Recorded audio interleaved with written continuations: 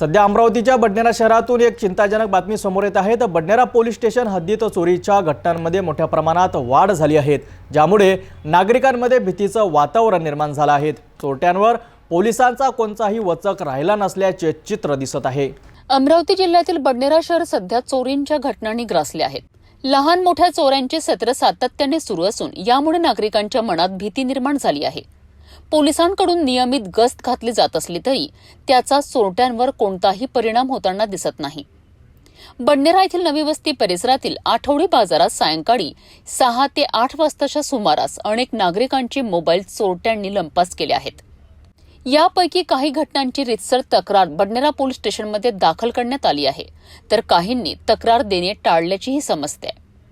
दुसरीकडे मातोश्री कॉम्प्लेक्समधील अमरावती मनपाच्या स्वच्छता विभाग तक्रार निवारण केंद्रात चोरी करण्याच्या उद्देशाने चोरट्यांनी कार्यालयाचे शटर तोडून आत प्रवेश केलाय। सुदैवाने कार्यालयात कागदपत्रांशिवाय दुसरे काहीही नसल्याने चोरट्यांच्या हाती काही लागले नाही। याच कॉम्प्लेक्समध्ये मेडिकल, बियर शॉपी, खानावळ, जिम आणि कपड्यांची दुकाने यांसारखी अनेक व्यावसायिक प्रतिष्ठाने आहेत। नशीब बलवत्तर म्हणून चोरट्यांनी या दुकानांमध्ये आपला मोर्चा वळवला नाही, अन्यथा मोठ्या प्रमाणात व्यापाऱ्यांचे नुकसान झाले असते अशी शक्यता नाकारता येत नाही।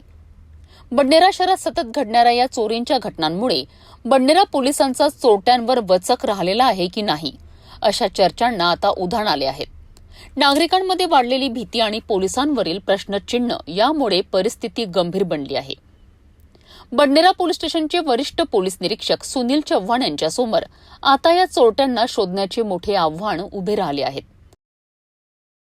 तर बडनेरा शहरातील ही परिस्थिती खरंच चिंताजनक आहे। तर पोलीस प्रशासनाने याकडे गांभीर्याने लक्ष देऊन नागरिकांना सुरक्षिततेचा प्रदान करणे अत्यंत आवश्यक आहे।